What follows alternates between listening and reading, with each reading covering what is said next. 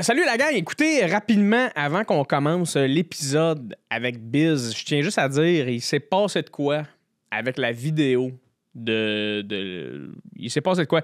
Écoute, on a le son est bon, le son est là, l'épisode est débile, l'épisode est incroyable, mais il s'est passé de quoi avec l'exportation, la vidéo a chié, on le trouve plus.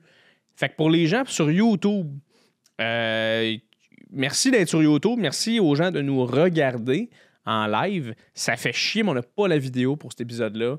On a l'audio quand même. Je vais mettre une petite photo, rien qu'une image, mais tu peux quand même écouter le podcast. Ce serait le fun que tu l'écoutes quand même. Parce que c'est un des très bons podcasts que j'ai eu avec Biz. C'est une discussion vraiment hors pair, vraiment, vraiment plaisante. Mais malheureusement, j'ai pas la vidéo. On a tout essayé, on l'a pas. Fait que je voulais juste vous le dire avant de commencer l'épisode pour pas que tu fasses comme tabarnak, t'es posé quelque chose que je comprends pas. Fait que tu sais, c'est ça. On n'a pas la vidéo, mais quand même, like, subscribe et commente. Tu sais quoi faire, les gens sur YouTube. On a une belle armée sur YouTube. On a du beau monde. Fait que je vous laisse à l'épisode, tout le monde. Salut à tous et à toutes. Merci énormément d'être sur le podcast Tissé Serré. Je m'appelle Jay Fournier. J'anime ce podcast-là. Merci d'être des nôtres, tout le monde, pour un autre podcast complètement fou, complètement le fun.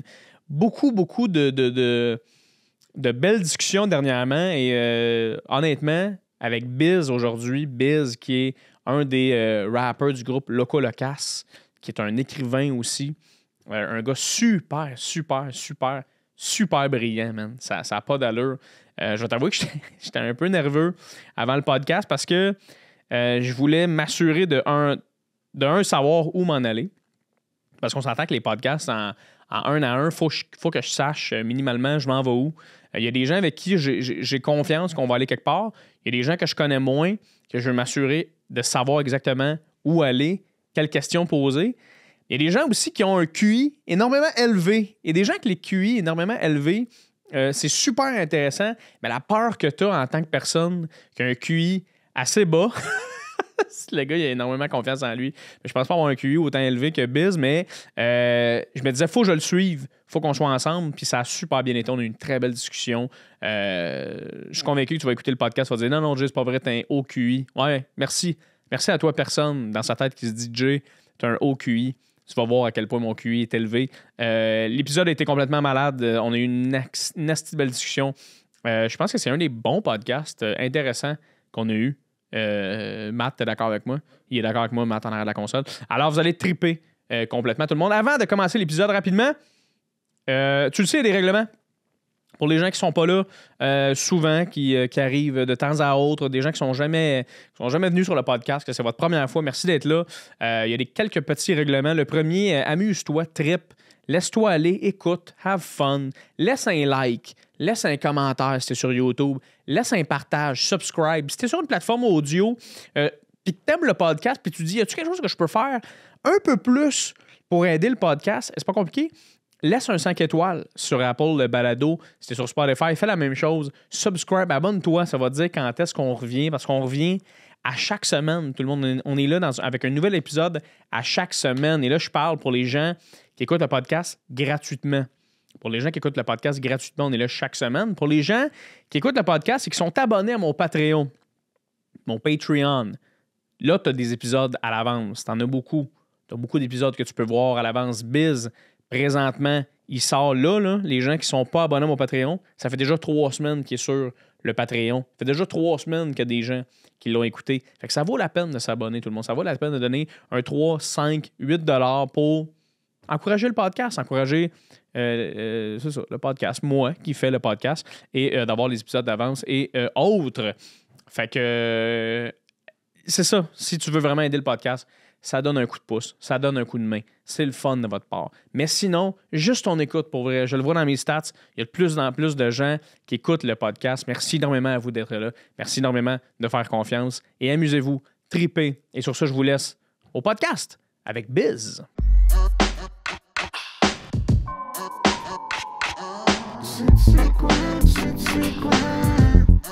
Confident. C'est quoi?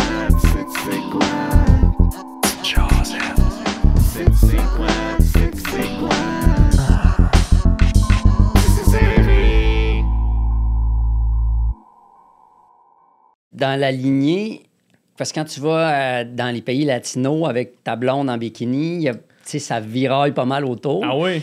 Alors, moi, ma blonde, elle m'avait dit... non, en fait, c'est un Cubain qui m'avait dit, dis-leur ça aux gars, ils vont, un, y crisser patience, puis deux, te respecter. La phrase est dans la suivante, « Mira-la, pero solo yo me la como », c'est-à-dire, regarde-la, mais il y a juste moi qui peux la manger. Puis je l'ai essayé et ça a vraiment marché. C'est le mic drop là, quand tu es avec ta blonde. Impossible. Ouais. C'est quoi la phrase? Mira-la. Mira-la. Mira, c'est regarde-la. Pero, mais solo yo, seulement moi. Solo yo me la como, peut la manger. C'est quand même une phrase qui est compliquée en espagnol, mais je l'ai répété dans l'avion, dans la chambre d'hôtel. Hein? Ouais. Ben, tu vois, quand j'étais allé au Nicaragua, j'étais allé avec ma blonde, mon ex dans le temps, et si mon ex marchait tout seul, c'était tout le monde autour. Oui. Et la seconde où j'étais là, ils se tassaient. C'est hermano, hola hermano. Puis, ils ont comme... Ce que beaucoup de pays n'ont pas, dans le sens où il y a beaucoup de pays que même si t'es là, ils s'en crissent puis ils vont cruiser ta blonde devant toi sans sac. Mais la minute que tu t'en vas, c'est les mouches autour du steak. Oui, exactement. Exactement. Fait que tu as appris une seule phrase en espagnol. À peu près ça, puis una cerveza, por favor. Una cerveza et mas hombre. Mas hombre, exactement. Parce que t'expliquais avant le podcast que tu voulais plus d'ombre. Un moment donné, il t'a dit un gars mas hombre, mais hombre c'est homme. Alors t'as demandé plus d'hommes. Autour de moi. Autour de toi. Alors ça pouvait porter à confusion. Donc, c'est ça. On apprend. C'est ça, les voyages, hein, ça nous rend moins cave à chaque fois. C'est fou. T'as-tu voyagé beaucoup quand même? Pas tant que ça en dehors du Québec. En France, quelquefois. En Corse, notamment. Dans le nord-est, pas mal aux États-Unis, dans le nord-est des États-Unis, parce qu'à chaque année, depuis 10 ans, d'ailleurs, je pars dans 2 jours, on fait un tailgate dans une ville des États-Unis pour une game de la NFL. Nice! Donc, on a fait des villes qui sont pas dans le guide Michelin, là, Baltimore, Cleveland, Buffalo, Détroit. Baltimore, ça a l'air que c'est... mais c'est une cité de pirates. Puis on est allé dans le quartier où ils ont tourné The Wire, qui est une cité, là, une espèce de banlieue difficile, si on peut dire. Il y a la maison de Edgar Allan Poe, qui est un grand écrivain qui est natif de Baltimore. D'ailleurs, les Ravens de Baltimore, l'équipe de football, s'appelle les Ravens à cause d'un poème de Poe qui s'appelle Les Corbeaux. Donc, les Ravens, c'est la seule équipe de football qui doit son nom à un poète. En fait, on peut dire ça comme ça. Je suis sûr que la majorité des gens là ne le savent pas. Ça, je ne sais pas, mais nous, on avait mis nos chandails des Ravens et c'était un passeport diplomatique. Tout le monde nous disait bonne game et tout ça. Fait que la maison est dans un quartier dévasté. C'est une petite maison qui ne te paye pas de mine. Puis tout autour, il y a du monde qui n'ont pas rapport avec la poésie, ben. Mais c'est une cité de pirates. Hein. C'est dans la baie de Chesapeake. C'est vraiment une cité de pirates. Puis il reste encore l'âme de pirate. Le vieux port est malade, en fait. Ouais. C'est drôle parce que j'étais allé à New York il y a vraiment 3 jours. Puis je parlais avec un chauffeur de Uber qui me disait qu'il était allé à Baltimore. Puis il me disait qu'il n'allait plus jamais y retourner parce qu'il dit c'était tellement dangereux. Ouais, faut savoir où aller, à quelle heure y aller. Mais je te dis, moi, par expérience, les chandails de sport locaux, à Marseille, ça avait été la même affaire. J'avais mis mon chandail de l'OM. Je m'étais ramassé dans des cités où j'avais pas d'affaires. Puis tout le monde me disait, allez l'OM, ça va bien aller. Puis le chandail de sport local, c'est un visa diplomatique, là, vraiment. On devrait tout faire ça. Pour vrai, là, c'est assez simple. Oui. Je veux dire, t'as rien qu'à mettre un chandail puis tu te sens en sécurité partout. Trompe-toi pas de chandail, par exemple, parce que là, tu peux te faire lyncher, là. C'est drôle, justement. Je parlais de New York, tu sais, j'étais allé écouter une game des Rangers contre Boston. Puis, tu sais, il y avait plein de monde avec des chandails de Boston. Là, j'étais comme, tu sais, je serais-tu game de mettre un chandail de l'opposant? Des Canadiens? Ben, mettons, des Canadiens, si c'était les Canadiens contre les Rangers, je serais-tu game? Ben, ça dépend où. À New York, moi, oui. À Boston, non. À Boston, pas envie qu'ils sentent la bière, mon chandail. Exact. Mais tu sais, ça, c'est dans... Nous, on pense que Boston et Philadelphie, ça joue rough. Mais en Europe, les fans de sport de l'autre équipe, ils sont dans des grillages, littéralement. Moi, je suis allé voir une game de hockey en Suisse, à l'époque où Bob Hartley dirigeait les Lions de Zurich. Et puis l'équipe adverse, elle arrive, elle sort de l'autobus, il y a un tunnel, Puis ils sont encagés, littéralement encagés, puis ils boivent de la bière tout le long. Puis à la fin, ils finissent à se grimper dans la cage puis à se tirer dessus comme des gorilles. Là. C'est intense. En Amérique du Sud, dans les matchs de foot, il y a des morts, il y a des gens qui se tirent, des arbitres qui se font tirer. Au Brésil, il n'y a pas eu une affaire, justement, en Colombie, notamment, dans les années 80, les équipes de foot, Cali, Medellín, étaient subventionnées par les cartels de la drogue. C'était ça qui payait le salaire. C'est fou, ça.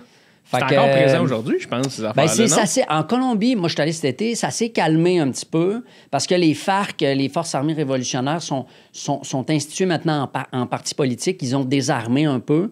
Puis les cartels se sont un peu calmés. Donc, ça ramène la violence à un niveau, entre guillemets, normal de l'Amérique du Sud. Mais ça a déjà été le pays où il y avait le plus de meurtres au monde. La Colombie, c'était pas drôle. C'est incroyable. Tu sais, ça a l'air, je veux dire, s'il y avait des cages, ça veut dire qu'avant, il n'y en avait pas. Ouais, ils ont mis des cages parce qu'à un moment donné, ça en prenait. Mais là, si tu joues au soccer, tu as eu une mauvaise game, tu rentres au locker puis il y a du monde qui te shot. En Colombie, au championnat du monde de 94, un gars qui s'appelait Escobar, justement, rien à voir avec Pablo, un défenseur central, super bon gars, il joue contre les États-Unis, il fait dévier une passe dans son but, malencontreusement. Le Colombie perd 2-1, se fait éliminer. 3 jours après, il va dans un bar à Medellín. Le chef de la sécurité de Escobar le reconnaît, va dans le stationnement et le flingue, vide son chargeur en criant « Goal! Goal! Goal! » à chaque fois. Il s'est fait tirer parce qu'il avait marqué dans son but. Là. Sacrément. Imagine Steve Smith, des Oilers. C'est un gars qui avait marqué dans son but pendant un match de série. Puis, tu sais, ça arrive à tous les défenseurs.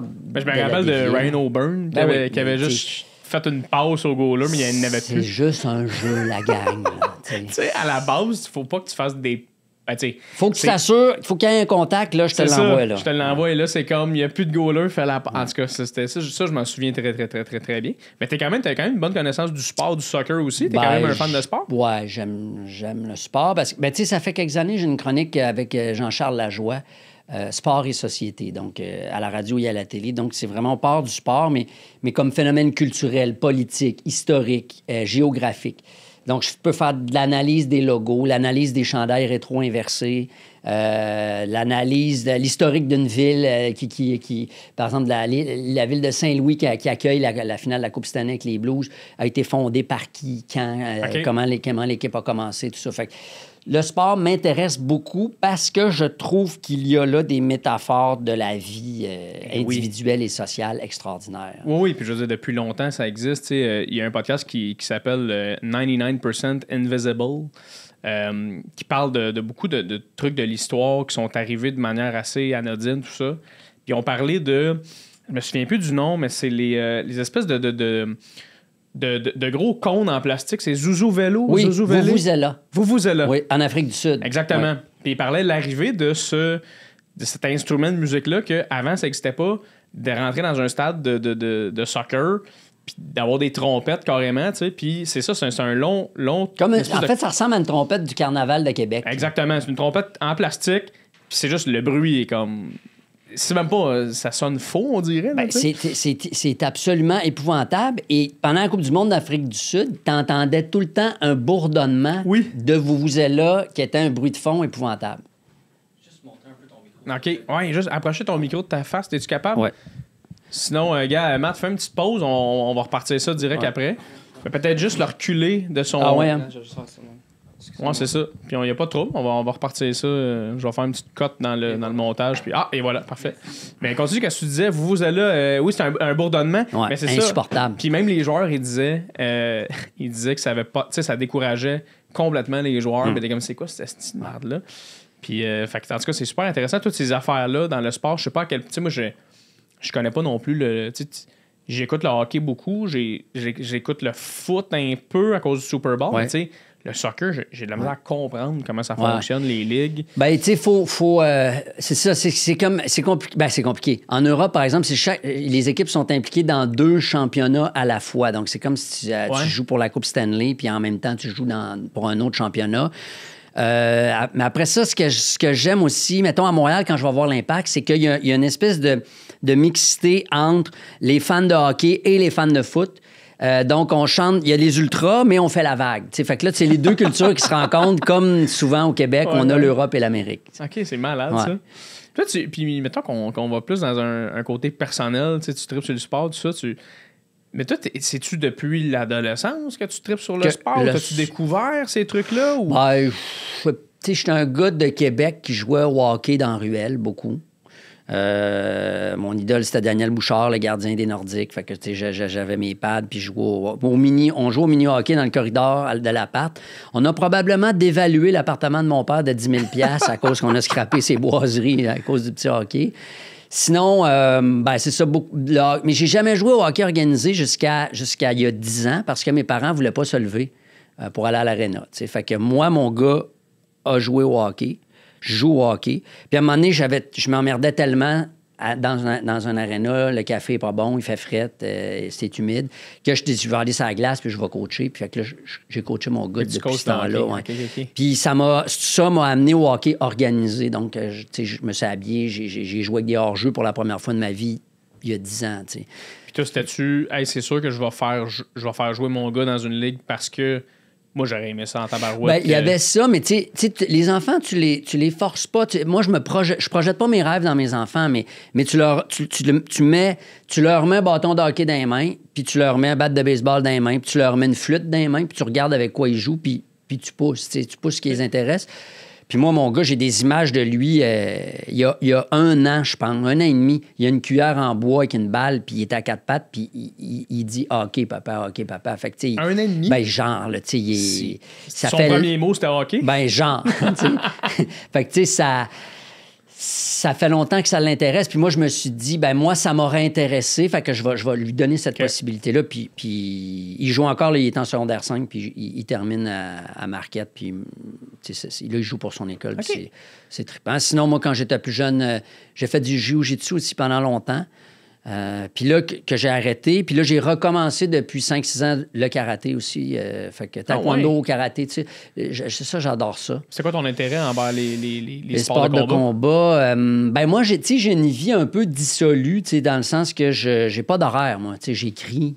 Fait que si je me lève pas, il n'y a rien qui se passe. Fait que quand tu arrives au karaté, c'est de la discipline. Tu salues le kensho d'abord, les sensei ensuite, tu mets tes souliers pas n'importe comment, tu places tes affaires. Il y a une discipline, il y a un protocole, il y a un respect. Oui. J'aime le combat, j'adore le combat aussi. Je me suis battu plusieurs fois avec Guy Nantel, incidemment, qui était au même dojo que moi, et qui est excellent. C'était un hostie de fatigant deuxième dan, là. Il est raide, puis il est pugnace. Hey, je m'excuse, Biz, je trouve ça hilarant ce que tu viens de me dire. Ouais. Guy Nantel, il est tough en termes de combat. Tu veux même pas lui donner une pichenote, là. Es-tu sérieux? Oui, il est raide, puis il est deuxième dan, là. Il sait comment se battre, là. Fait que c'est pour ça que Guy Nantel, pendant les manifestations anti-vax, il faisait son vox pop, puis il avait pas l'air d'avoir la chienne. Ben, en tout cas, moi j'ai... Mais tu sais, il est super fin dans un dojo, là, dans le sens que dans un combat, justement, tu te bats pas contre quelqu'un, tu te bats avec quelqu'un, contre toi-même. Tu te bats contre ta propre paresse, contre ta propre inertie, contre ta propre... ta mauvaise lecture. Ta mauvaise lecture du jeu, exactement. Fait que, tu sais, c'est toujours merci de m'avoir aidé à progresser, que ce soit contre une ceinture plus basse, à qui t'a enseigné des choses, ou une ceinture plus élevée qui t'a appris des affaires. C'est ce que j'ai toujours aimé de Georges Saint-Pierre, tu sais, qui t'as beaucoup de combats. Je sais pas si tu suis un peu la UFC ou t'as regardé ça. Avec Saint-Pierre plus, là, parce que c'était plus proche de nous. C'est ça. Mais, tu sais, lui, il disait ça. Je veux dire, il y a beaucoup de combattants UFC que c'est vraiment des bullies, des intimidateurs. Puis, Georges, il disait, moi, je trouve que ça fait pas de sens de pas remercier ton adversaire parce que sans lui... Ben, premièrement, sans lui, t'as pas de combat puis t'as pas d'argent. Fait que tu peux pas te battre contre ton ombre. Exactement. Tu feras pas d'argent comme ça. Fait que clairement, l'adversaire est un partenaire. Nous, au dojo, on considère l'adversaire comme un partenaire. Mas hombre. Oui, c'est ça. On en veut plus.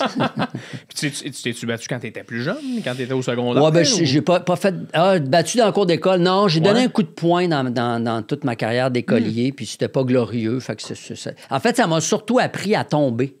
Okay. Donc, quand je me plantais en bicycle ou au hockey ou ailleurs, je suis capable de rouler ou de tomber comme il faut. Là. Tu te souviens-tu de ce moment-là, mettons, quand il a fallu que tu donnes un coup de poing? Écoute, c'était contre un gars qui s'appelait Stéphane Paquin. Alors, Stéphane... On salue Stéphane Paquin. Je suis désolé de ce coup de poing. C'était du tiraillage de ballons prisonniers. Là, mais OK. Sinon, non, je ne suis pas quelqu'un de belliqueux.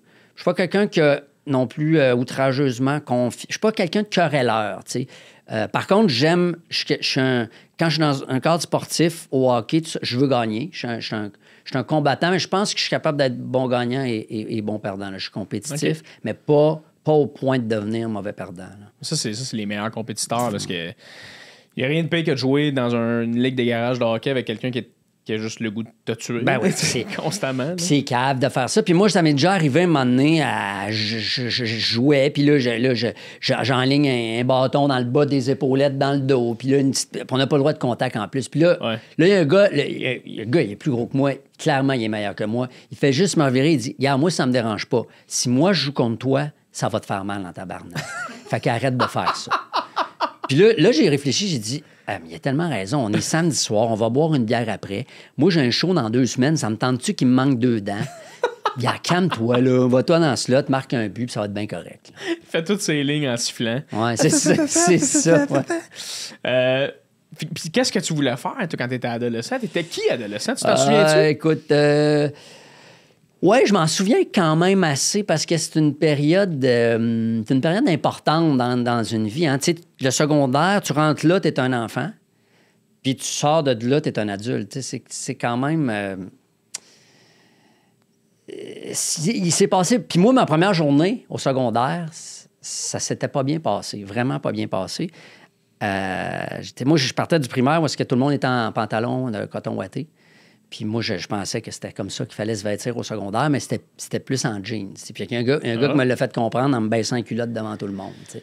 Ah, c'était-tu Stéphane Paquin, par hasard? Non, c'était Jean-Sébastien Reardon, qui est devenu mon ami plus tard. Mais sur le coup, c'est l'humiliation la plus complète. C'est ta première journée, les filles te regardent, puis Fait que ça a donné une chanson de Loco Locas qui s'appelle « Secondaire ». OK. Puis qui va comme suit, OK? Je t'en fais juste le premier couplet qui raconte exactement ce qui s'est passé, OK? Il y a quelque temps, à la suite de mon dernier déménagement, j'ai feuilleté mon album Définissant. J'y ai revu des petits bums se définissant, comme autant d'esquisses d'espoir resplendissants. On avait toutes des coupes de glands et des sourires francs. Tu t'en souviens, tu dis tant des titans. Ça avait pourtant pas commencé en grand. Première journée à JFP, pendant la période de récréation, en guise d'initiation. Un gros moron a baissé mes pantalons, jusqu'aux chevilles devant les filles, qui ont bien vu que j'étais pas un étalon. Ça n'a pas été long qui ont tourné les talons. J'avais l'air d'un colon devant l'intendant talon. Ma première impression, mon entrée. J'étais pas bien hot, j'avais tout raté. À cause de culotte, t'as coton-ouaté. Mon secondaire, ça allait être 50 calvaires célibataires. Depuis ce temps-là, je vous l'assure, à tous les jours, je mets ma ceinture. Let's go! That's it! Très cool! Tu te transformes... Quand je vais rencontrer des jeunes dans les écoles, je leur dis souvent, on n'est pas responsable de ce qui nous arrive, mais on est responsable de la façon dont on réagit à ce qui nous arrive. Moi, je me fais baisser les culottes, sur le coup, j'étais humilié, je voulais m'en aller, je voulais changer d'école et tout.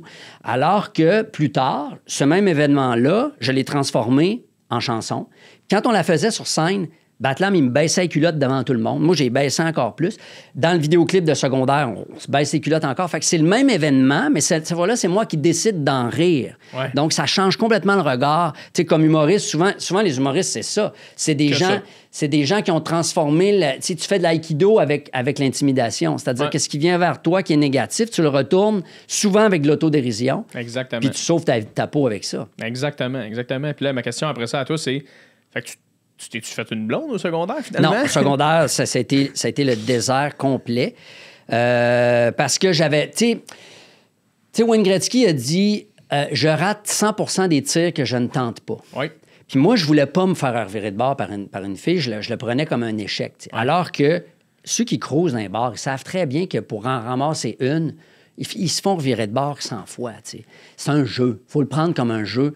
Puis moi, je le prenais personnel. Fait que ça n'a pas marché. Jusqu'à temps que j'arrive dans un camp de vacances où là j'ai commencé à m'ouvrir et à me déniaiser un peu. Puis là, j'ai eu ma première blonde. Mon secondaire, j'étais plutôt timide, réservé, puis bien gêné avec les filles. Ouais. Mais sais-tu quoi, honnêtement, puis moi aussi, là, au secondaire, c'était exactement ça. Là, c'était « Hey, je veux pas me faire dire non. » Fait que sais-tu quoi, je vais jamais essayer. Puis j'avais des amis. Moi, j'étais rendu l'ami de gars, là.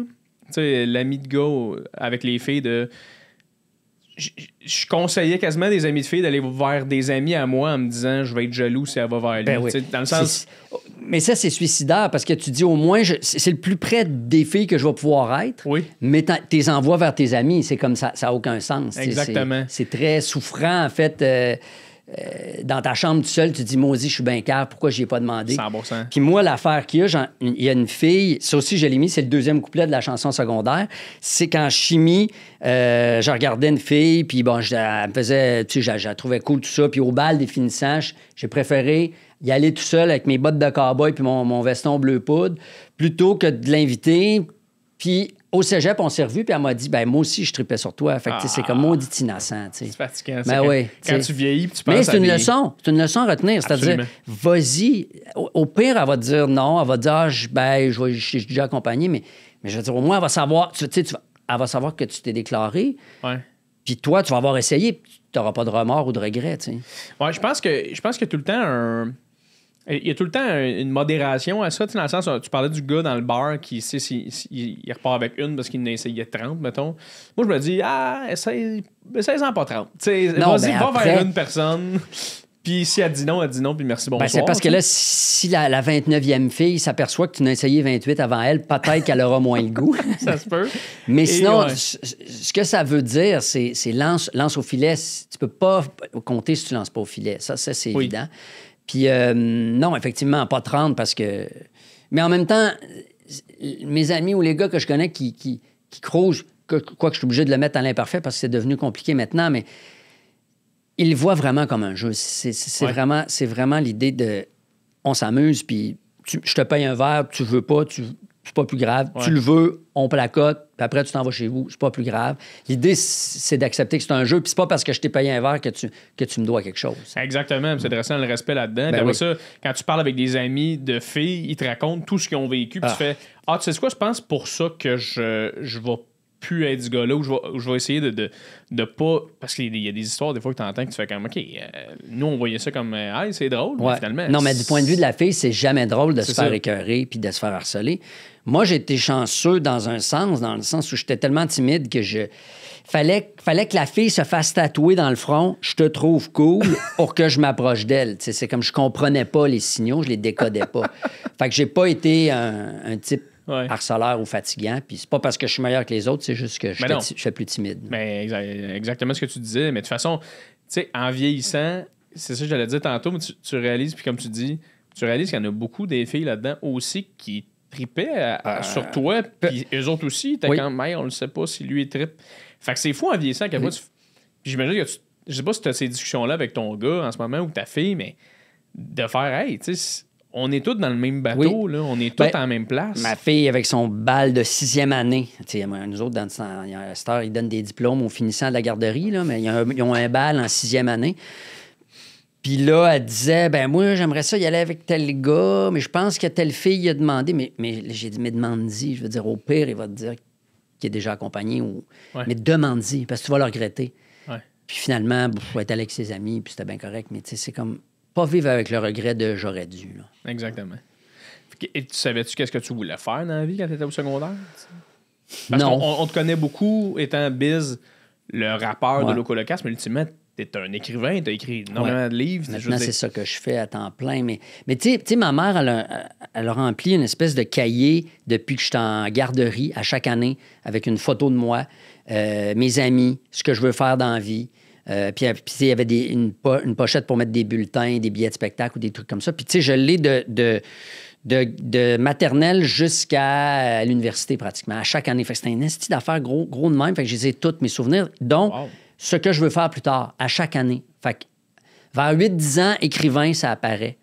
Il y a eu policier, pompier, cowboy, paléontologue, à un moment donné, parce que je tripais ces dinosaures. Mais écrivain, c'est arrivé... Tu sais, l'écriture, c'est arrivé assez tôt dans ma vie. Secondaire 1, j'ai commencé... Même, je dis ça, mais à 8 ans, j'ai écrit un petit livre qui s'appelait « Les dinosaures ». J'avais fait des dessins. Puis j'avais photocopié ça, relié ça. Mon père avait imprimé ça, puis j'avais vendu ça à ma parenté à Noël. Puis c'était mes premiers droits d'auteur. Puis c'était comme mon premier livre fini, là, avec une table des matières. Puis, des poèmes, des mauvais poèmes en secondaire 1. Puis, des poèmes qui se transforment tranquillement en rap éventuellement? Au cégep. À partir du cégep, comme on en écoutait beaucoup de rap américain,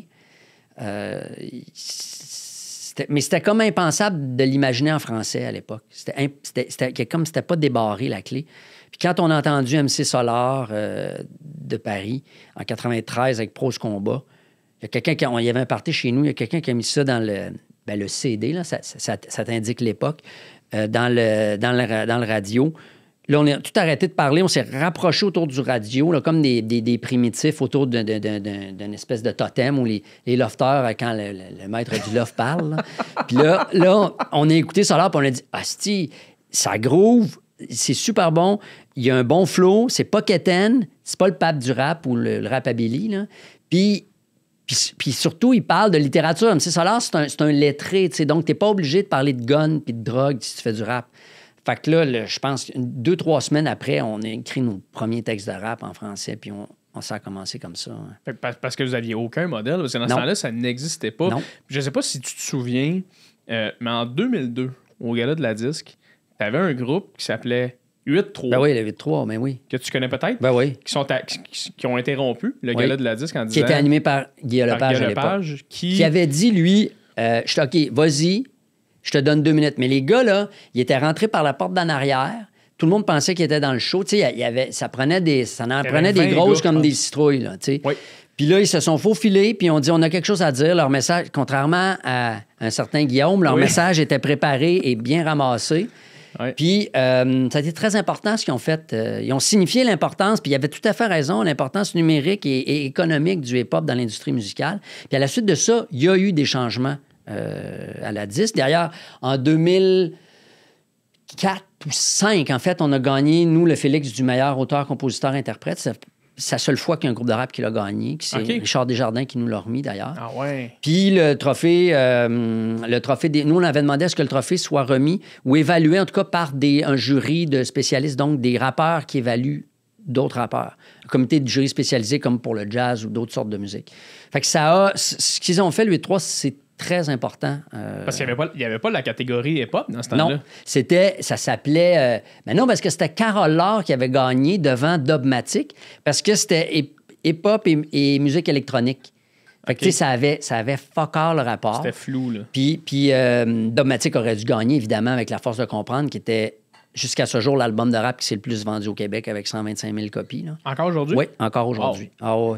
Ah ouais. Dogmatic, c'est eux qui ont ouvert les radios au hip-hop québécois. Soul Pleureur, c'est une chanson extrêmement importante dans l'histoire du rap québécois. Puis vous autres, dans le fond, Loco Locas, le groupe, les 3 gars, vous étiez où à ce moment-là, en 2002, quand les 8-3 sont arrivés? Étiez-vous en train de regarder la disque? Oui, je pense que je regardais le gala en direct parce que nous autres, on était en train d'écrire...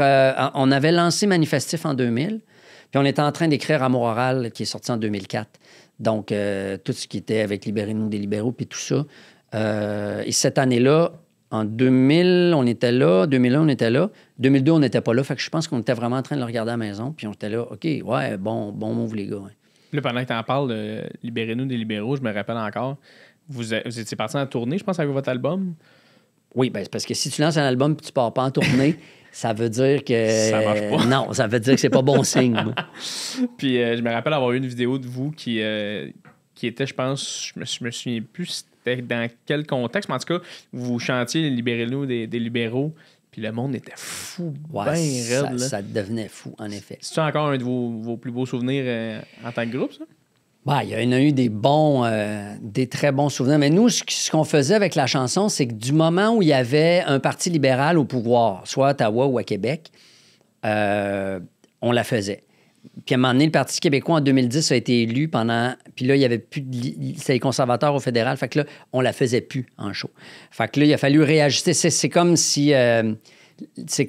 mettons, les Stones font plus Satisfaction. C'est comme si c'est notre gros hit, mais... On essaie de faire lever le show, même s'il n'y a pas le gros hit. Puis on avait tout redéplacé les tunes, puis tout ça, puis ça nous avait forcé justement à en écrire d'autres aussi, là, parce qu'à un moment donné, tu peux pas vivre sur une seule chanson. Non, puis j'imagine qu'à un moment donné, vous, tu sais, en termes de création, vous n'êtes plus non plus à la même place où vous étiez. Ben non. Puis la toune, tu sais, tout le monde nous demande, faites-en une pour la CAQ, faites-en une pour ci, pour ça. Mais on l'a fait. La toune politique engagée qui marche bien, on peut cocher. Là, oui, puis elle a marché. Elle a marché. Puis, tu sais, en 2012, pendant la grève étudiante, là, ça faisait presque 10 ans que la chanson avait été écrite, mais elle retournait encore. Je faisais des manifs, puis les gens la faisaient jouer dans les haut-parleurs, dans les appartements. C'est une chanson qui a beaucoup, beaucoup, beaucoup marqué, qui a beaucoup joué. Écoute, à la Saint-Jean, au Parc Maisonneuve, il y avait 200 000 personnes qui chantaient ça, le point dans les airs. C'était fou, là. Puis là, tu avais l'impression qu'on allait les mettre dehors aux prochaines élections. Puis finalement, c'était tout... On prêchait à des convaincus. Ouais. Puis il était reporté au pouvoir pendant 10 ans. T'sais. Fait que ça n'a pas donné grand-chose. Nous autres, on a eu du fun, puis... Moi, je connaissais la toune, puis j'étais pas en âge de voter, dans le sens où j'avais peut-être 12 ans. Non, c'est ça. Puis les plus petits, il y a des parents qui disaient que les plus petits, c'était au primaire qui n'aimaient pas les maths, qui disaient « libérez-nous des numéros ». Fait que, tu sais, elle a tourné. Même les enfants la connaissaient, mais ils ne savaient pas trop ce que ça voulait dire. Ouais, c'est ça. Puis après, tu vois, c'est devenu Le But, qui est devenu la chanson un peu plus populaire, là, qui a comme... Québec-Montréal, tout ça. Oui, l'hymne à Québec aussi, elle a très bien marché pendant un certain temps. Mais Le But, c'est encore la chanson... Maintenant, là, ces derniers temps, quand je regarde mes relevés de droits d'auteur, c'est Le But qui rapporte le plus en ce moment parce que, ainsi vont les Canadiens. Et là, ça rajeunit le public aussi. Il y a vraiment des enfants qui la connaissent puis qui l'aiment. Ça, il y a beaucoup de gens, d'ailleurs, qui pensent que tu es millionnaire à cause de la chanson Le But. Écoute, moi, j'aurais pu t'amener mes relevés, mais parce que c'est fascinant. As-tu vu la série de Playlist sur Netflix? Non. C'est l'histoire de Spotify. Donc, c'est une série en 6 épisodes, c'est une fiction, mais qui recrée avec le créateur. C'est en suédois, là, c'est un Suédois. Puis c'est l'histoire. Chaque épisode correspond au point de vue d'un acteur de Spotify. Donc, il y a un épisode qui est consacré aux artistes. Puis les artistes, ils expliquent à quel point ils se font fourrer par Spotify. Puis c'est comme ça se compte en quart de scène. Là, faut faire des... Tu sais, pour Eminem, Rihanna, Cardi B, à la pelletée sur 5 continents, ils finissent par ramener de l'argent. Mais nous autres, c'est pas payant, surtout que c'est juste au Québec. Puis même au Centre Bell, tu sais, moi, ça m'a ramené... Quand elle était la Gold Song, donc elle jouait à chaque but compté au Centre Bell, là, moi, la grosse année, ça m'a donné, moi, dans mes poches, 600$. Puis quand on... 600$. Quand NHL, le jeu, la franchise NHL l'a incorporé dans son jeu... Ah, ils l'ont mis? Ben oui, ils l'ont mis. Parce que c'est 2016, je pense. Parce qu'ils mettaient toutes les goal songs de toutes les équipes. C'est hyper réaliste. Fait que 2016, ils nous envoient... Puis là, tu sais, ils en vendent 7-8 millions de copies. Fait que tu dis, OK, puis on est à côté, mettons, de Crazy Train ou la toune de Boston, en tout cas, toutes les tounes. Là. Puis là, tu dis, OK, on va avoir un bon chèque. Moi, sais-tu comment ça m'a donné, moi, pour NHL, 2016, 500$.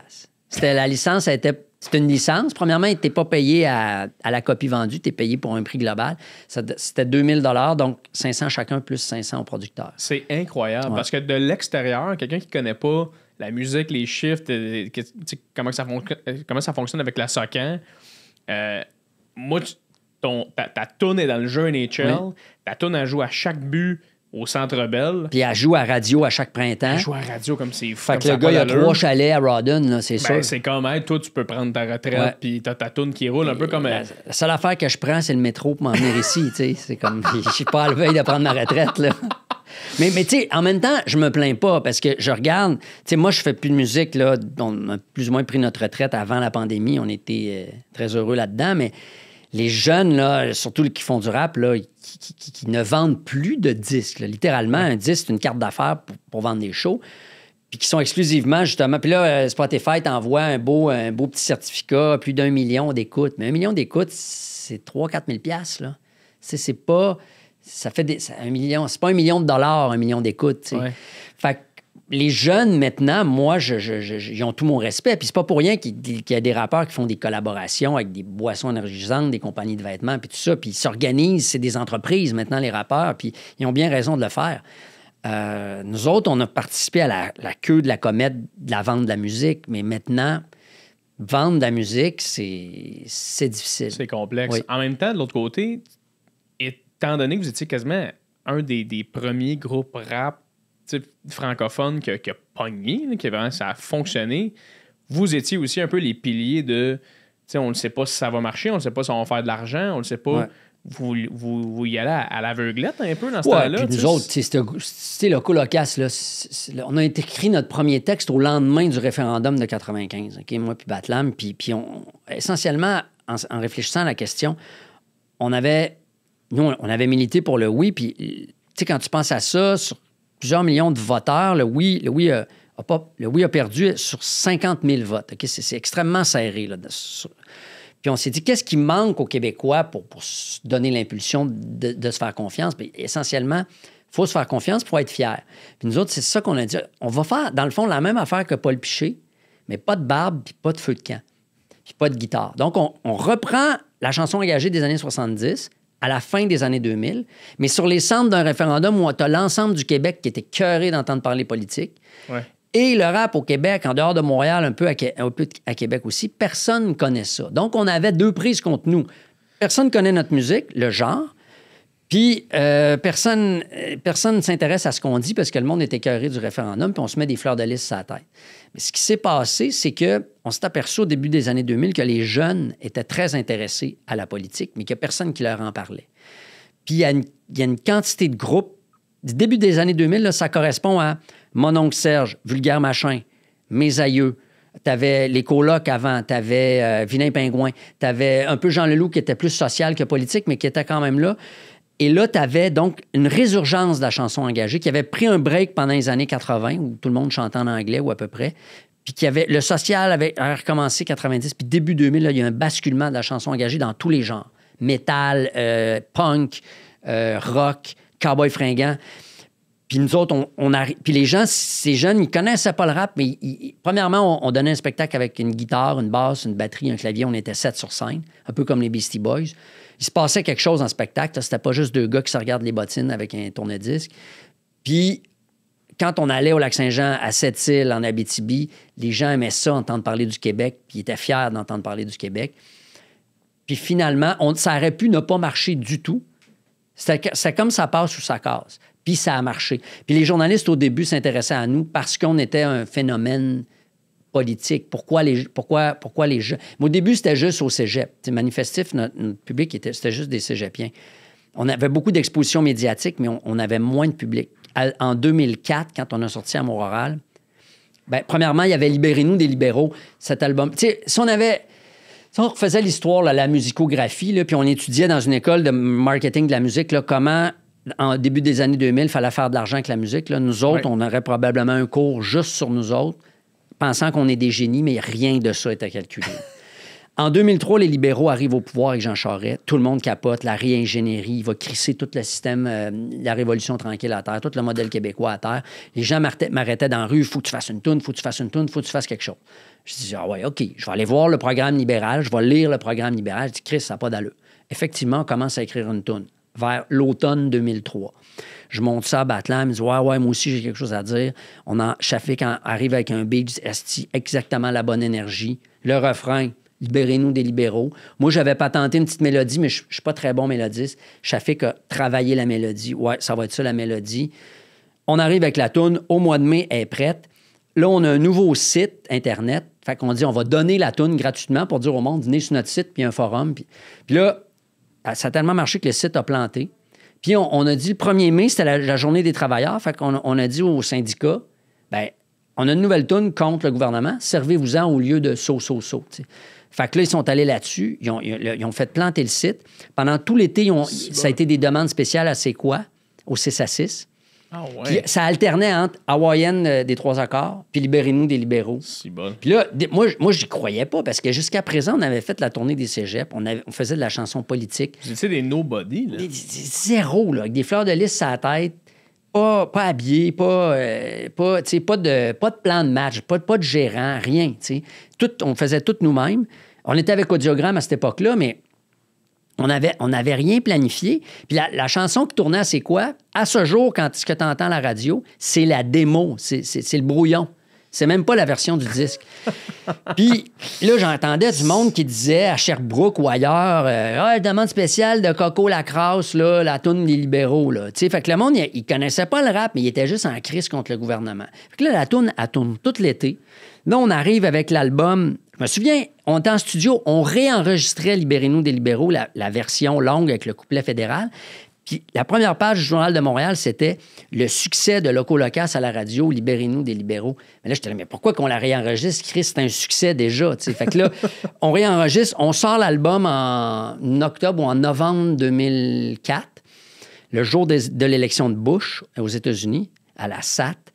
Et le jeudi suivant, on était invité à Tout le monde en parle pour parler du succès de Libérez-nous des libéraux. Bon. À l'époque, Tout le monde en parle faisait 2 millions de codes d'écoute. Donc, on tourne le jeudi, l'album est lancé le mercredi, le dimanche, ça joue. Le lundi, on a fait une bonne entrevue, puis encore là, hasard complet.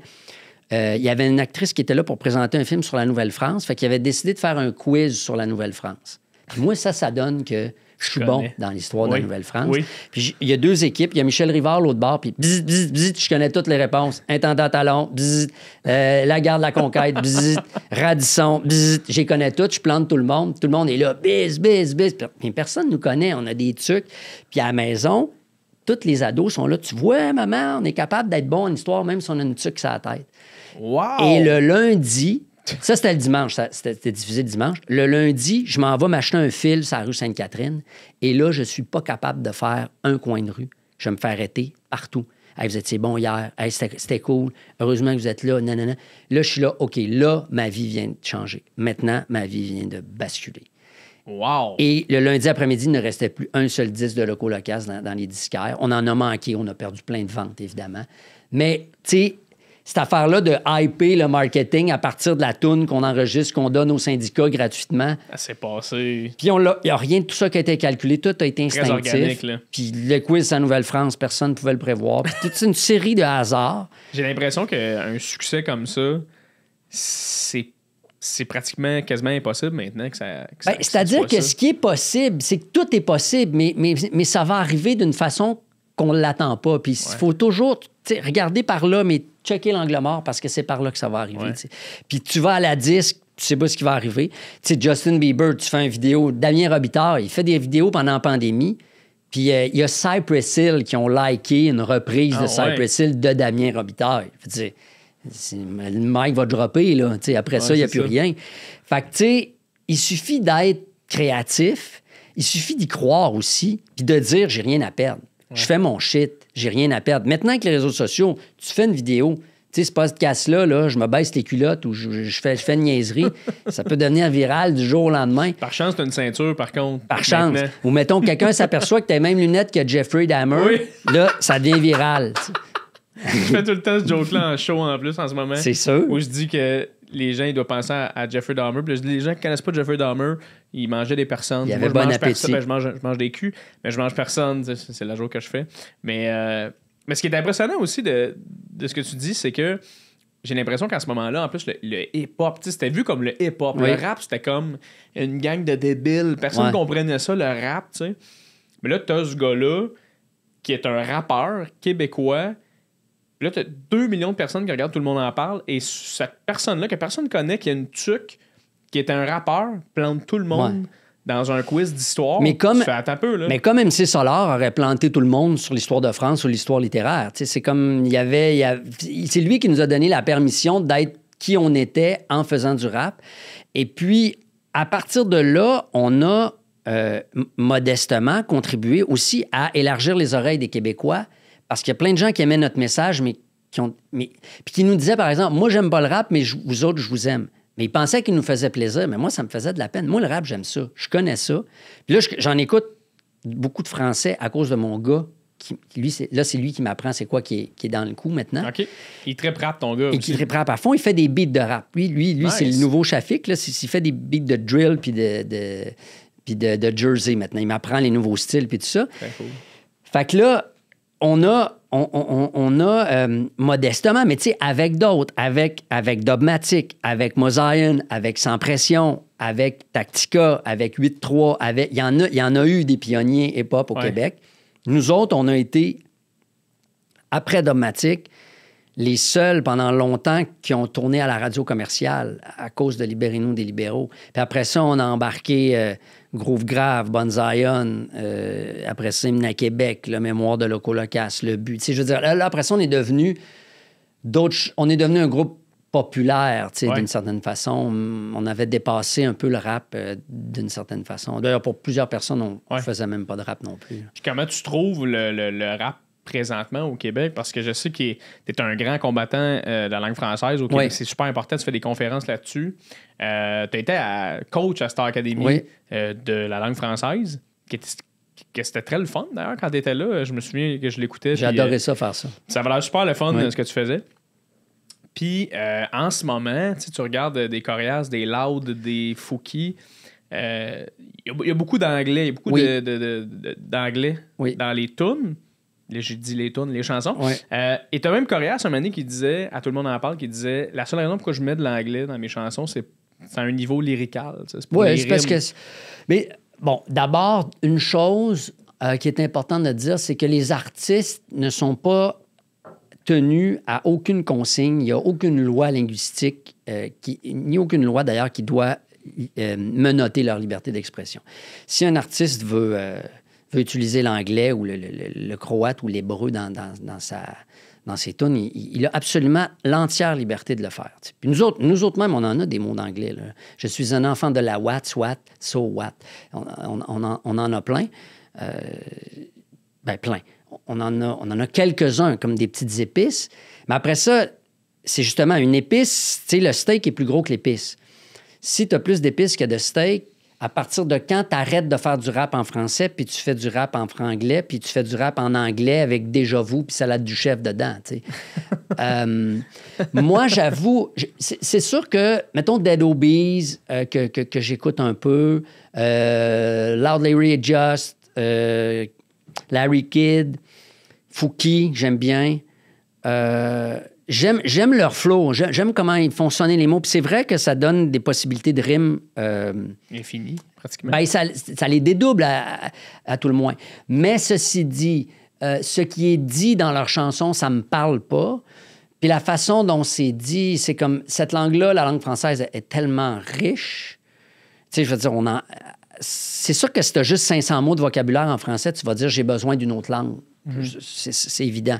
Mais si tu as l'entièreté, y compris des vieux mots médiévaux, y compris des mots que tu inventes toi-même, y compris du latin, le terrain de jeu est quand même assez grand. Ceci dit, je juge absolument pas. Je trouve le flow est bon, je trouve qu'ils ont des bons beats aussi. Mais je trouve qu'au niveau langagier, par exemple, je trouvais, sans pression, je trouvais Mosaïen beaucoup plus fort au niveau des paroles. Manu Militari, pour moi, ça reste... Manu, il est fou. Ça reste la plus grande plume hip-hop au Québec, pour moi. Puis, il y en a quelques mots en anglais, Manu, mais pas tant que ça. Je veux dire, à un moment donné, moi, il y a comme un point de bascule ou un point de non-retour à partir du moment où là, t'es quasiment, je veux dire, rendu là, dis que tu fais du rap en anglais puis que t'as quelques mots en français dedans. Je comprends. Quand t'arrives, comme tu dis, je reprends l'image de l'épice puis le steak, quand t'arrives où c'est de l'épice au steak, ça goûte plus bon ton affaire. C'est-à-dire, moi, je juge pas, comment je dirais... Tu sais, moi, j'ai 50 ans. Là. C'est pas moi qui va déterminer c'est quoi qui est in, c'est quoi que les jeunes doivent écouter. Là. Ouais. Mais moi, c'est juste mon point de vue à moi. À 50 ans, c'est évident que je fais plus partie du public sig hip-hop. Là. Quand je suis allé voir MC Solar au Francophonie, là, tu voyais que le gars, il avait un peu mal au dos puis qu'il bougeait lentement, puis il y avait des vieux monsieur et des vieilles madames dans la salle. Puis ça, c'était notre époque, tu sais. Ouais. Puis maintenant, c'est plus ça, le rap. Puis, tu sais, j'aime bien, moi... La F, j'aime bien ça. Je suis allé les voir en show. J'aime ça. J'aime ça. Oui, c'est ça. J'aime les mélodies. Tu sais, moi, je dirais jamais c'était donc bien mieux dans le bon vieux Gaétan. T'sais. Moi, je suis pas nostalgique à ce point-là. Ouais. Les jeunes, écoute, les jeunes rappeurs, ils sont le reflet d'une époque aussi. La langue française, elle recule partout au Québec, au Canada, à Montréal. Les rappeurs, ils en sont le reflet. Peut-être même l'avant-garde, ils l'annoncent. Le déclin ou en tout cas la modification du français. C'est pas nécessairement de bonnes nouvelles pour une langue collective, mais d'un point de vue artistique, moi, je vais jamais juger des rappeurs qui écrivent comme ils écrivent. Moi, je te juge sur ton beat, ton flow, ta présence, ta capacité d'être mélodique, parce que le rap, maintenant, est très, très mélodique. Ouais. C'est pour ça que j'aime bien, malgré tout, un gars comme Fouki, qui me surprend aussi des fois par des tournures de phrases ou des trouvailles. Mais je trouve que des fois, il y a une facilité à basculer vers l'anglais parce qu'on écoute Netflix, on écoute des rappeurs en anglais. Mais tu sais, moi, mon gars, il me fait écouter des rappeurs français, puis je trouve que les Français peuvent être créatifs en crisse en français. Là. J'écoute moins de rap français, mais j'ai entendu que c'est... Les jeunes de la cité, c'est comme le verlan, tout ça. Oui, ils incorporent aussi des mots en anglais, mais ils ont des trouvailles. Il y a une série sur Netflix qui s'appelle La Nouvelle École, qui est un genre de Star Academy hip-hop français, là, avec des rappeurs belges et français, Paris, Marseille et Bruxelles. Puis il y a des juges, 3 juges, puis bon, avec des compétiteurs. Puis la qualité d'expression des juges, premièrement, comment ils décrivent les prestations, comment les jeunes sont capables de composer en français. Mm-hmm. Les Français sont encore les maîtres de la langue française. Là. Ouais, c'est assurément. Puis moi, c'est ça que je trouve... C'est drôle parce que tu disais pas la même chose dans ta conférence sur la langue française que j'ai écoutée. Tu écoutes des conférences? Non, mais j'ai écouté une de tes conférences qui est sur YouTube, d'ailleurs, qui est comme en 3 extraits de 10 minutes. Fait que c'est une conférence de 30 minutes, je pense, où tu disais que les Français, tu trouvais que c'était les premiers à pas réinventer... en fait, de réinventer... Quand ils disaient réinventer des mots, c'était tout le temps des mots anglophones. C'est tout le temps... Oui, ça, là, je parle du cas des rappeurs spécifiquement. Ah, OK, parfait. Mais dans le cas de la publicité, quand je suis allé à La Rochelle cet automne, je veux dire, c'est toutes des sold out, puis il n'y a pas de loi 101. Alors tous les publicitaires et les élites médiatiques c'est anglais. Ne francisent plus les nouveaux vocabulaires. Puis nous autres ici, on a tendance à faire ça aussi. Puis c'est paresseux, puis c'est surtout, ça va à l'encontre de l'idée de la diversité qui est très en vogue en ce moment. On veut de la diversité dans tout, dans la bouffe, dans la représentation des gens, partout, sauf au niveau linguistique. Mm-hmm. Où là, d'être une langue différente en Amérique, c'est presque rendu emmerdant ou même raciste des fois de demander aux gens de s'exprimer en français au Québec. Fait que ça, moi, ça m'emmerde, ça. Ça m'emmerde beaucoup. Le français n'est pas meilleur que l'anglais, mais le français est différent de l'anglais. Puis le français mérite de survivre en Amérique. Premièrement, le français s'est implanté avant l'anglais en Amérique, là, littéralement. Aux 4 coins de l'Amérique aussi. Il suffit d'ailleurs d'aller aux États-Unis pour t'apercevoir à quel point il y a plein de noms. Détroit, là, c'est pas Detroit, là. C'est à l'endroit de la rivière Détroit qui est le plus étroit. Mais la Louisiane, je pense que c'est... La Louisiane au complet. C'est français. Mais pas que. Je veux dire, Yellowstone, c'était la pierre jaune. Ouais. Minnesota, qui s'appelait Pig's Eye avant, qui s'appelait Œil de cochon. Ça a été fondé. Minnesota, l'État du Minnesota, c'est le seul État aux États-Unis dont la devise est en français. L'Étoile du Nord, qui a donné les North Stars du Minnesota. Donc, tu sais, c'est... Je savais pas ça. Faut voyager, il faut comprendre. L'Amérique, le français, c'est pas juste la vallée du Saint-Laurent, là. C'était le continent au complet. Là. Ouais. Puis moi, je trouve que, c'est comme je te dis, c'est pas meilleur, mais c'est différent. C'est comme la biodiversité. Ouais. Tu peux pas dire qu'une tulipe est meilleure qu'une marguerite. Tu peux juste dire, ça prend toutes sortes de fleurs. Exactement. Mais pour revenir aux générations, moi, je fais partie de la génération qui... T'as quel âge, toi? Moi, j'ai 27 ans. OK, t'es quand même assez jeune. Je suis quand même pas pire. Je pourrais, si j'avais eu une vie dissolue, je pourrais être ton père. On peut dire ça de même. Oui. Tu t'aurais été un père incroyable. Je t'aurais peut-être suggéré de changer de lunettes, par exemple. Je vois que c'est vraiment la discorde du podcast aujourd'hui. Biz versus mes lunettes de pédophile. C'est parce que je viens de voir la série puis je suis estomaqué par ce personnage. Mais le pire, c'est que je fais une parenthèse rapidement. Là. Avant que Top Gun sorte, tu sais, le film Top Gun, où tous les gars ont eu des moustaches après ce film-là, moi, j'avais la moustache. OK? Puis, quand le film est sorti, les gars ont fait « on veut la moustache », j'ai fait « moi, fuck it, ça fait 1 an que j'ai la moustache. » J'enlève la moustache. Et là, j'ai les lunettes chill qui sont arrivées dans ma vie, où les gens faisaient « ah, cool, tu ramènes les vieilles lunettes. » Ouais. Série de Jeffrey Dahmer arrive, puis là, c'est comme « ah, faudrait que je change de lunettes. » Non, mais vas-y à fond, ramène la moustache avec les lunettes. Là, tu vas avoir le kit au complet. Aïe, ça n'a pas de bon sens. Mais moi, tu vois, c'est beaucoup la génération qui sentait qu'on nous parlait pas dans la culture hip-hop, mettons, francophone, qu'on nous parlait pas à nous. Puis quand, justement, les rappeurs plus anglophones, c'est nous, je veux dire, notre génération, tu parles de Netflix. Mais toi, ta génération hip-hop, c'est Dead Obies, genre? Oui. Ou plus récent que ça encore? Non. Moi, c'est Dead Obies. C'est Dead Obies. Puis même juste avant Dead Obies, t'avais... tu vois, j'ai oublié le nom. Fait que c'était... Non, je pense que c'est ça. Ben, il y avait Loud Larry Just. Ouais, t'avais LLA qui sont arrivés, tout ça, mais nous autres, c'est les Word Up Battle. Tu sais, quand les Word Up Battle sont arrivés, nous, ça a vraiment été là pour nous. Ils mettaient tout ça sur YouTube. YouTube a été... j'en ai regardé plusieurs, des Word Up. C'est ça. Fait que, tu sais, pour nous, c'était la seule manière de voir des trucs québécois sur YouTube. Il n'y avait rien d'autre, aucune radio, rien. Il y avait Musique Plus qui donnait un peu de... Même pour vous autres, en 2004, 2003, Musique Plus, c'était très là. Le clip, il a joué jusqu'à user la lentille. C'est ça. Et ça a été une des premières chaînes qui s'est faite sacrée dehors. Ça n'a pas été long. Mais, tu vois, nous autres, c'est ça...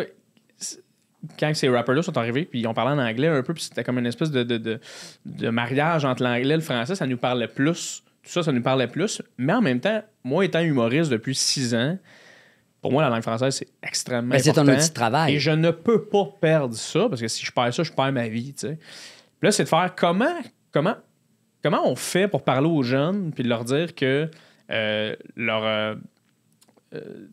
je veux dire, leurs intérêts culturels sont super importants, puis il faut qu'ils continuent à les conserver. Mais de l'autre côté, il faut aussi qu'on apprenne la culture de la langue, puis il faut qu'on comprenne à quel point c'est important, puis qu'elle se perd tranquillement. Mm-hmm. C'est vrai. Puis on le voit dans toutes les stats. Avant là, dans mon temps, mettons, là, 50% des disques qui se vendaient dans les magasins de disques, les CD, là, c'était des disques québécois. Maintenant, sur le streaming, c'est 5% de la musique qui est streamée au Québec qui est québécoise. C'est un nasty drop, là. Oui, vraiment. Alors, puis c'est de même pour les films, c'est de même les jeunes maintenant. Mon gars, je dis, écoute, le dernier film québécois, je sais même pas. Ma fille non plus. Alors, c'est très... tu sais, qu'est-ce qu'on peut faire? Ben, tu sais, toi, mettons, t'as un micro, t'as la chance de... Je pense pas qu'il faille faire la morale aux jeunes. Hey, les jeunes, le français, c'est frais, c'est cool, c'est fraîche. Il faut pas te donner des leçons, il faut donner l'exemple. Toi, par exemple, ce que tu peux faire, c'est d'être drôle puis pertinent en français. Moi, c'est de faire de la musique avec un bon flow, avec des bonnes paroles que les jeunes ont le goût d'écouter ou d'écrire des livres que les gens ont le goût de lire en français. C'est ça qu'on peut faire. Nous, on est chanceux. Tu sais, la majorité des gens, quand ils chialent contre quelque chose, ils prennent une bière dans un bar, puis ils chialent avec leurs amis, puis ça s'arrête là. Mm-hmm. Nous autres, c'est quelque chose qui nous dérange ou qu'on trouve cave, on peut le transformer puis le partager avec le monde, tu sais. Mm-hmm. Je pense que c'est ça qu'on peut faire de mieux et de plus, c'est-à-dire nous-mêmes donner... Tu sais, un gars comme Louis-José Hood, par exemple, il a une qualité de langue, ce gars-là, incroyable. Très peu d'anglicisme. Vraiment. Très peu. Martin Matt aussi. C'est les humoristes les plus populaires au Québec. Mm-hmm. Donc, c'est pas vrai que les gens ne s'intéressent pas au français puis qui tournent le dos au français. C'est peut-être que les gens qui font les trucs en français en ce moment, d'un point de vue formel, ne parlent pas correctement. Même Mike Ward parle assez bien français. Aussi surprenant que ça puisse paraître. Mais tu sais, est-ce que tu as déjà pensé à... Je veux pas t'interrompre, là, je veux juste un peu renchérir sur ce que tu dis, mais t'as-tu déjà pensé... Tu sais, enseigner, à donner des... Parce que moi, tu me parles d'histoire que je connais même pas, que je trouve hyper intéressant, puis à la limite de savoir que le Minnesota, c'était français. Il y a une fierté là-dedans qui vient tout de suite me frapper. Oui. Mais tu sais, si ton prof d'histoire t'avait parlé de ça, peut-être que tu serais en train de texter ou de cruiser la fille à côté de toi, peut-être que tu t'en rappellerais même pas. Tu sais. Ce qui fait que les gens s'en rappellent, c'est que c'est placé au cœur, encore là, d'une forme. Il y a probablement bien plus de monde qui vont regarder puis écouter ce qu'on dit en ce moment que de monde qui écouterait leur prof. Là. Donc, moi, je trouve que je suis plus important et j'ai plus de portée avec les conférences qui se ramassent sur YouTube maintenant. Puis j'aime pas corriger de toute façon, donc je serais un mauvais prof pour ça. Mais sinon, tu sais, parler aux gens, je le fais. Je vais dans les écoles, je vais dans les bibliothèques, fais des podcasts, je fais des trucs. Tu sais, j'interviens dans la sphère publique. J'ai l'émission avec Stéphane Bureau, Un monde à l'envers, qui est une tribune extraordinaire aussi. J'ai 2 chroniques hebdomadaires avec Jean-Charles Lajoie, Sport et Société. Donc moi, tu sais, j'en ai des tribunes. Je peux écrire un roman, je sais qu'il va être publié. Donc, je suis pas... Moi, tout ce que je peux faire, vraiment, c'est donner l'exemple. Puis, je pense que je suis plus efficace que si je rencontrais 30 jeunes par année, en fait. OK. Puis est-ce que tu sais, là, tu as des enfants qui sont exactement dans la fleur de l'âge. 12 et 16. 12 et 16, tu sais, je veux dire, tu apprends beaucoup de choses à ce moment-là. Comment tu prends ça en ce moment d'être père de 2 jeunes adolescents dans la fleur de l'âge, puis de voir que c'est pas du tout pareil que quand toi ou même moi, on avait 12-16 ans? C'est le propre des vieux, c'est de dire que dans notre temps, c'était pas pareil. Ouais. Mais au final, c'est tout le temps pareil.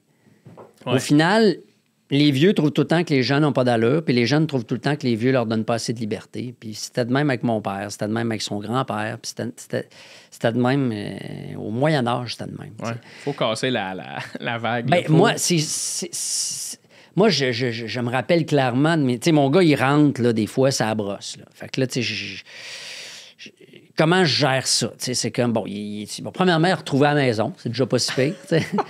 Mais à quelle heure il est rentré? Quelle heure il m'a dit qu'il rentrait, avec qui il était? Tu sais, c'est comme... Puis là, moi, je les élève au Centre-Ville, Montréal, là. Il y a des fusillades à Montréal, là. Moi, je viens de Québec, en Haute-Ville, là. Il n'y a pas de gun là. Fait que ça, j'essaie de le sensibiliser à ça aussi. Je n'en empêcherai pas de sortir, mais c'est comme... Tu es obligé d'aller te mettre dans le trouble ou...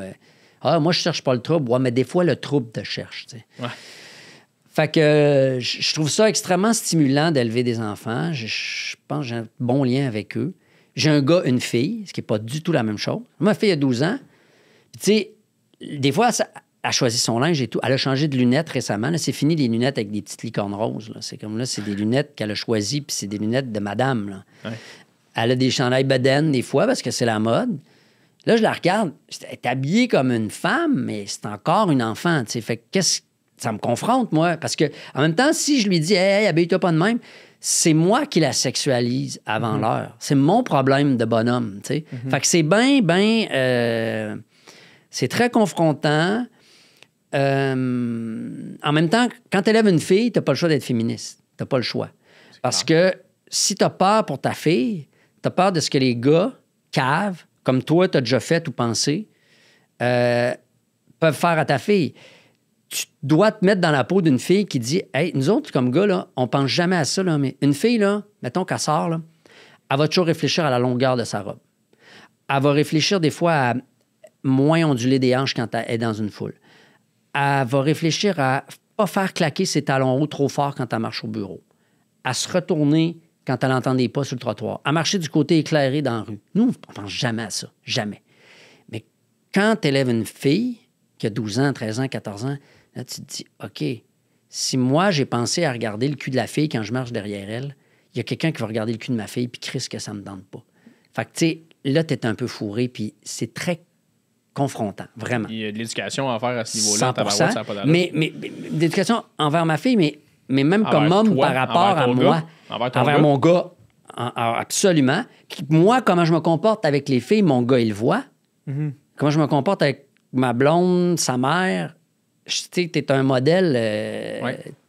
Fait que c'est très, très stimulant, c'est très trippant. Mes enfants m'apprennent énormément, mais c'est très confrontant des fois. OK. En terminant le podcast, Biz, il ne nous reste pas beaucoup de temps. Combien il nous reste, Matt? 10, 5 minutes? OK, parfait. Il y a le... j'aime ça poser la question à mes invités à chaque fois qu'ils viennent, parce que je trouve ça intéressant de penser à ça. Puis en plus, on parle de tes enfants qui ont exactement l'âge où je veux savoir qu'est-ce que tu t'aurais dit, toi, si tu te rencontrais sur la rue, jeune Biz de 16 ans, qu'est-ce que tu dirais à ce jeune homme-là, dans le fond? Qu'est-ce que tu dirais à... Ben, je lui dirais d'enlever ses bottes de cow-boy, premièrement. Peut-être couper ses cheveux. Ah ouais, hein? Les cheveux longs, ça date de longtemps? Ah, j'avais les cheveux longs, là.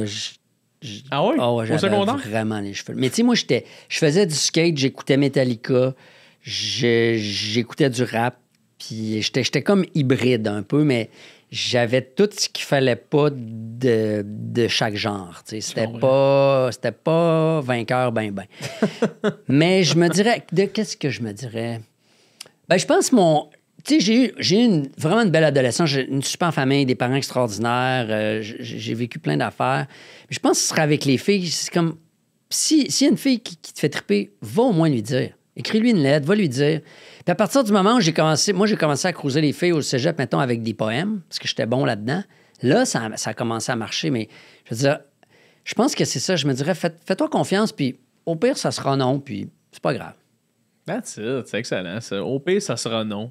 Puis c'est pas grave. C'est vrai, c'est absolument vrai. Puis comme tu dis, puis j'en parlais même en début de podcast, mais quand tu réalises en plus, en vieillissant, tu regardes derrière, tu regardes dans le temps, puis tu fais... Mais elle tripait sur moi, cette fille-là. C'était clair. Ouais. C'était con. Moi, je me rappelle la petite anecdote rapide là, avant de partir. Là. De toute façon, je veux pas te retenir, là, mais je me rappelle très bien, moi, à un moment donné, j'avais une amie au secondaire que je tripais dessus, mais ben raide, ça n'avait pas d'allure comment. Puis, un moment donné, elle m'avait même offert de... Hey, on avait un party chez nous, puis elle disait, je peux-tu dormir chez vous? Ben oui, pas trop. Tu peux dormir chez nous 100%. Puis elle a fait, mais non, mais je peux-tu dormir dans ta chambre? J'étais comme, ben oui, je t'installerai un matelas ou whatever. Là, je peux-tu dormir dans ton lit? Puis j'étais comme, ben oui, ben, absolument, il n'y a pas de Oui, mais on va rouler un drap entre nous deux. On va mettre un mur, une frontière. OK, puis là, t'étais juste vraiment trop cave. Mais c'est fou. Puis je me rappelle que le lendemain, j'avais demandé à son ami, mais tu sais, est-ce que... Elle serait-tu intéressée? Puis son ami, elle m'avait dit, genre, hey, tu sais, quand quelqu'un t'ouvre... Elle m'avait dit une phrase, genre, quand quelqu'un t'ouvre une porte, tu sais, faut que tu apprennes. Ben oui. J'étais comme, mais de quoi tu parles? Puis aujourd'hui, je repense à ça, je me dis, aïe, aïe. C'était en fluo, là, puis en néon, puis tu l'as pas vu. Mais tu sais, en même temps, moi, tu sais, je dis ça, puis je regrette pas parce que, premièrement, ça m'a rendu, je dirais, d'une certaine façon... pour moi, discuter avec une fille, point, mais que je trouve de mon goût aussi, pour moi, c'est précieux. Puis il y a du respect là-dedans, tu sais. Mm-hmm. Tu sais, le beau gars que toutes les filles lui tombent dans les bras, souvent, il y a une attitude de « après moi, le déluge ». Puis moi, puis toi peut-être aussi, quand il faut que tu travailles pour quelque chose, tu l'apprécies aussi, tu sais. Puis avec... évidemment, moi, après, tout le monde en parle, on peut dire, là. Là, ça a changé parce que dans un bar, encore aujourd'hui, je suis un peu comme une belle fille. C'est moi qui me fais payer les shots. C'est comme... Fait que, tu sais, je me suis rattrapé, tu sais, d'une certaine façon, par un autre chemin, si on peut dire. Okay. Mais tu sais, les Kings, tu sais, les Cowboys Fringants ont fait une toune là-dessus. Les Kings du secondaire, rendus au cégep, quand ils y vont, c'est rarement les Kings, tu sais. Effectivement. Moi, j'ai éclos tardivement, si on peut dire, à partir du cégep, de l'université, tout ça. Puis je regrette rien au final, parce que j'ai une vie extraordinaire, tu sais. C'est super.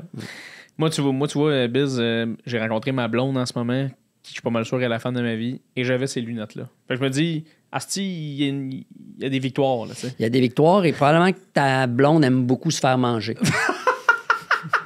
Oui! Merci, Biz, d'avoir été là. Ça m'a fait plaisir. Ah, c'était super le fun. Ça va être fun. Bonne journée, tout le monde. Salut.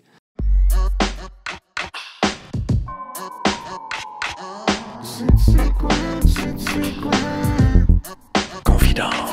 C'est quoi?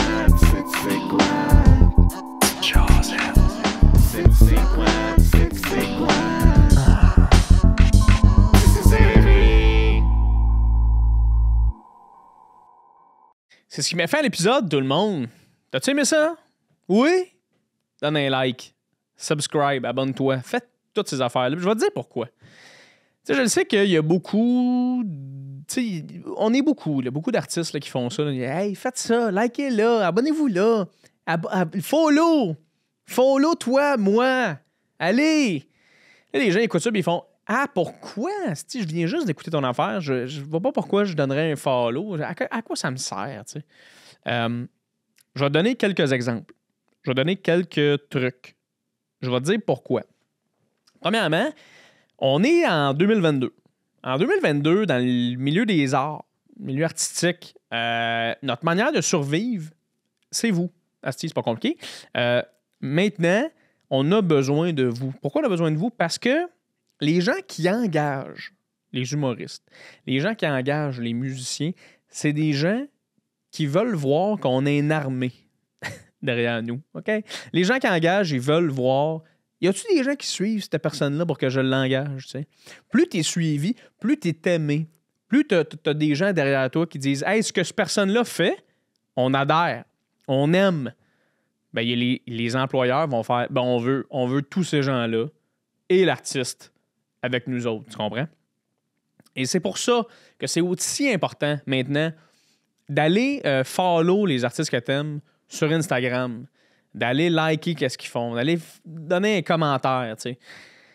Je trouve aussi que c'est facile c'est facile d'envoyer chier le monde dans la vie, là. Tu sais, quand t'es dans ton char, là, t'as quelqu'un qui te coupe, il a pas mis son affaire, puis là, dans ta tête, tu te dis « Asti de calice de mangeur de marde, mon asti de sale, toi, Chris. » Tu sais, quand tu te dis ça, là, il y a sûrement des gens qui font « Non, moi, je me dis jamais ça. C'est parce que t'as pas ton permis, tu conduis pas. » Mais quand tu conduis, c'est pas long que tu te dis « Mon asti d'enfoiré sale de fucker, qu'est-ce que tu crisses là? » Tu comprends?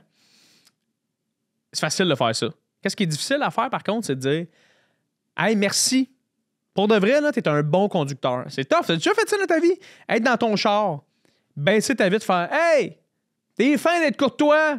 Ça prend plus de monde comme toi, ça la rue. Merci. » T'as jamais fait ça. J'ai jamais fait ça non plus. Je dis pas que je suis meilleur que toi, mais je dis juste que c'est difficile de donner de l'amour dans la vie. C'est pour ça que je te dis, si t'as de l'amour à donner, donne-en. Surtout pour les artistes, les gens qui se démènent pour créer du contenu dans un monde où asti, il pleut du contenu à toutes les secondes qu'on se parle. Présentement, il y a un TikToker à quelque part en Europe qui fait un vlog. Je veux dire, il y a tout le temps du contenu. OK? Fait que si t'aimes le contenu d'un artiste québécois local qui vient de Blainville, et là, je dis bien Blainville, je dis pas Fontainebleau, je vais me faire envoyer des tomates sur la tête. Blainville, si t'aimes ce que cette personne-là fait, like, commente et aime cette personne-là, dis-lui. Et quand je dis cette personne-là, je parle de moi. Donne-moi de l'amour. Je suis un peu comme Michael Scott, mais moins cave. OK? Donne-moi du love. Fait que c'est ça, la gang. C'est pour ça que c'est important de vous avoir derrière nous et que vous nous likiez, parce que c'est grâce à vous qu'il y a des gens qui nous engagent. J'ai été engagé récemment par une entreprise qui font de l'alcool. Coors Light, je vais le dire. Chris Coors Light m'a engagé pour faire un truc Internet. Un truc d'influenceur. C'était un contrat d'influenceur. OK? Et j'ai pas beaucoup d'abonnés. J'ai comme 4500 personnes qui me suivent sur Instagram. Puis ils m'ont donné un contrat. Ils m'ont dit si tu dis ça, on va te donner de l'argent. Puis j'ai fait oui, parce que je voulais manger genre du pacini. Fait que là, j'ai dit oui. Et j'ai juste 4500 personnes qui me suivent. Tu comprends? C'est pas pour ça que je le fais. Je veux pas que les gens me suivent parce que je veux faire de la pub pour d'autres sortes de bières. C'est pas ça que je dis.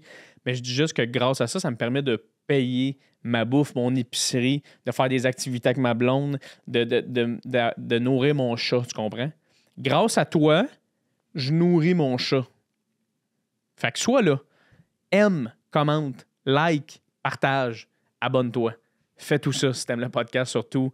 Ça a été une discussion incroyable avec Biz. Quel gars intelligent avec qui j'ai énormément appris. Il y a beaucoup de choses que Matt et moi, on écoutait, on a fait « Ah, on le savait pas ». Puis ça donne le goût d'en apprendre encore plus. Puis ça donne le goût de parler à nos jeunes puis de dire « Hey, intéressez-vous à ça », même si c'est impossible de dire aux jeunes de s'intéresser à quelque chose qui ne s'intéresse pas. Parce que je me rappelle que moi, quand tu venais me dire « Intéresse-toi à ça », j'étais comme « Femme-là, toi, je m'en sac ».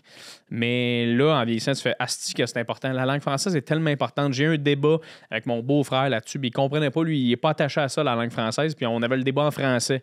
Fait que shame on you, Jay, mon beau-frère. Fuck you, OK? Et je l'ai dit en anglais. Fuck you. Mais c'est super important la langue française. C'est la culture du Québec. Moi, sans ça, je n'ai plus rien. Fait qu'il faut s'y attarder. Il faut continuer à lire des livres. Il faut continuer à s'intéresser à la culture québécoise. Peu importe comment elle se fait, il faut s'y intéresser. Faut, attention, liker, partager, commenter. Et voilà.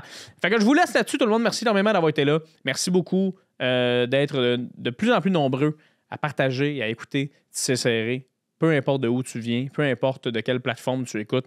Merci à toi. Et je te laisse sur un autre épisode, un autre podcast, un moment donné qui va arriver là, dans les prochains temps. Mais pour l'instant, c'est tout pour nous. On se voit bientôt, tout le monde. Ciao, ciao!